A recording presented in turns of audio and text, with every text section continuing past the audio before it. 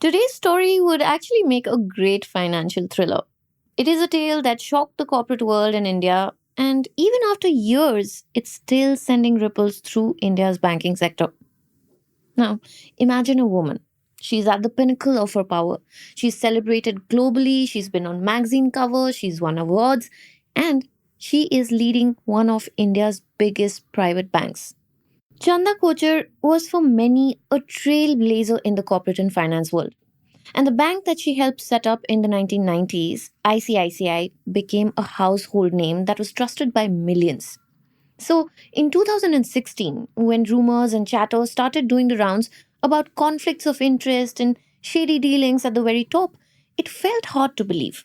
How could someone so respected, so hardworking, be involved in something so messy? Or maybe she was being targeted because she's a woman. Soon after, though, these initial reports were brushed aside. A quick internal inquiry was set up and it seemed to clear her name. But the truth, as it often does, had a way of refusing to stay buried. The allegations came back and they were louder this time. And now, just this week, in fact, on July 22nd, after years of investigation, arrests, and legal battles, a court order finally delivered a verdict. Chanda Kochhar has been found guilty of receiving 64 crore rupees as bribe. And this was not some minor transgression. This was allegedly a direct exchange for sanctioning a massive 300 crore rupee loan to the Videocon Group.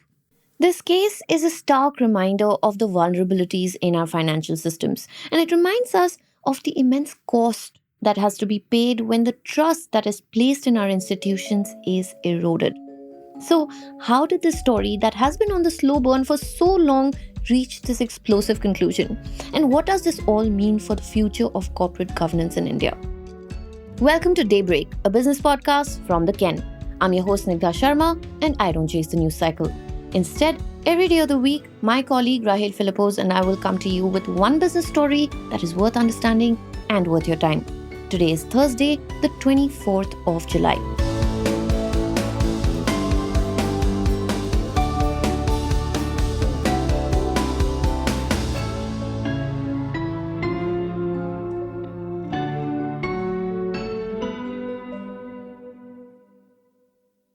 So, how did it all begin?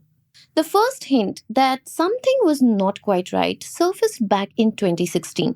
A man called Arvind Gupta, a shareholder, meaning somebody who literally owned pieces of both Videocon Group and ICICI Bank, noticed something strange. He raised red flags about potential conflicts of interest, and they were all specifically pointing to transactions between these two corporate giants. He highlighted ties between Chanda Kochhar's husband, Deepak Kocher, and the head of Videocon, Venugopal Dhoot. Now, here is where it gets really interesting. ICICI Bank did launch an initial investigation, and the outcome was that Chanda Kochhar was given a clean chit. But of course, now there are many questions about how thoroughly this first investigation was really conducted, and was there an effort to protect the bank's star CEO? However, life went on for a bit. But then in 2017, a financial storm gathered again. Those very loans that ICICI Bank had given to Videocon started to turn bad. They were officially reclassified as non-performing assets or NPAs. In simple terms, Videocon was not paying ICICI back, which was a clear sign of trouble brewing. And then came March 2018. The chatter started again, but this time they were not just whispers. An anonymous whistleblower stepped forward. This individual's allegations were so serious that ICICI Bank could not ignore them. They were forced to launch another investigation. And this time, it was an external probe, which was led by retired Supreme Court Justice B.N. Srikrishna. The gravity of the situation was undeniable.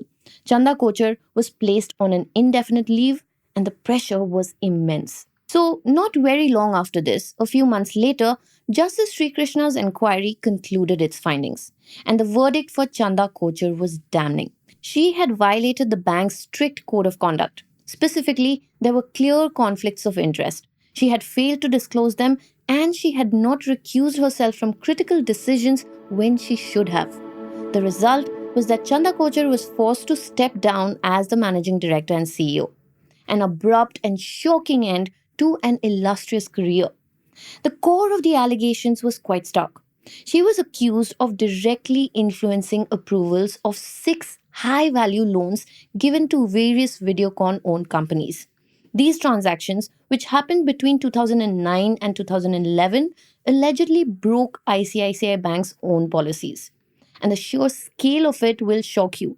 The total amount disbursed in these specific loans was a staggering 1875 crore rupees. Now, you might have seen other figures like 3,250 crores mentioned in some reports, but that larger number is generally referring to the overall credit facilities sanctioned to Videocon by ICICI Bank. But the 1,875 crore rupees specifically highlights those key loans directly linked to Kocher's alleged influence and the core of the fraud case. Clearly, the game had changed. In January 2019, the CBI, or the Central Bureau of Investigation, India's premier investigative agency, stepped in. They registered an FIR, and the names on that report were Chanda Kochhar, her husband Deepak Kocher, and Videocon's Venugopal Dhoot. And the charges were criminal conspiracy, cheating, and misuse of official position. This was no longer just an internal bank matter. It was a full-blown criminal national investigation. More on this in the next segment.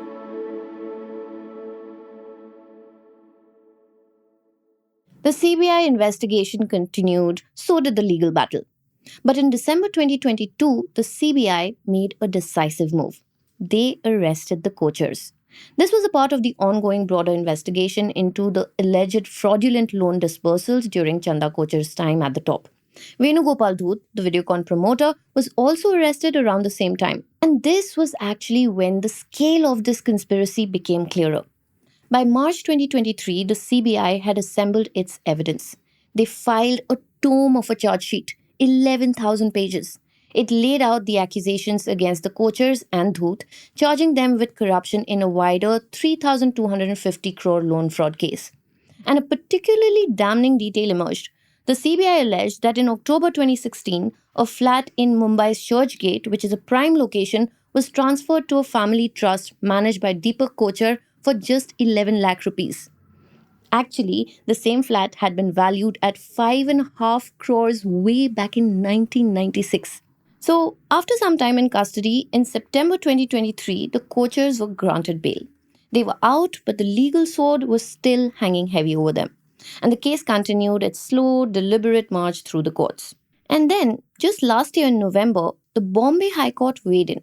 In a response to a plea from the Kochers citing their status as senior citizens, the court instructed the Serious Fraud Investigation Office, or SFIO, to avoid any coercive measures against Chanda Kochhar. They also mandated that any questioning that she underwent should happen strictly within standard working hours. This offered the Kochhars some relief, but the investigations and the pressure remained. And that brings us to this week, July 22nd, 2025. The news broke that a court order dated July 3rd had officially found former ICICI Bank CEO Chanda Kochhar guilty of accepting 64 crore rupees as bribe. This appellate tribunal observed that she took this bribe through her husband Deepak Kocher and a company linked to the Videocon Group. The timing, the mechanics of all of this are critical. In 2009, a day after a 300 crore rupee term loan was sanctioned to the Videocon Group, Venugopal Dhoot allegedly transferred 64 crores directly from the funds received to NuPower Renewables Limited, which was a company where Deepak Kocher held significant control. The court also specifically noted that the approval of the 300 crore rupee loan with Chanda Kochhar on the committee was a direct violation of ICICI Bank's own policy.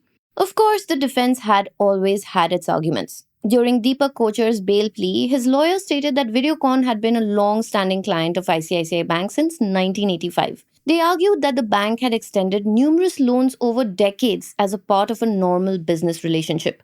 They also tried to explain Videocon's investment in Deepak Kocher's company, NuPower Renewables, as a legitimate equity investment, expecting returns from capital appreciation as the company grew. But actually, the recent court verdict cuts through all of these arguments and gives a kind of a judicial stamp on the alleged quid pro quo. More importantly, this case, now finally yielding a guilty verdict, highlights some of the deeply troubling issues for India as a whole. It tells us about the excruciatingly slow pace of our judiciary. It also shows how early internal investigations can fail and sometimes they end up protecting powerful people. And this makes us question how well corporate rules are working in our country.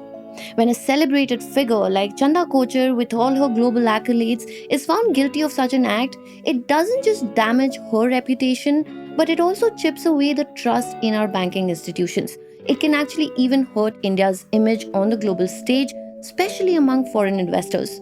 As for ICICI Bank itself, this long running saga could actually open the door to some serious class action lawsuits.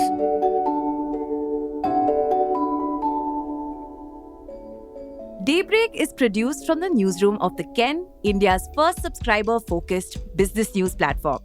What you're listening to is just a small sample of our subscriber-only offerings.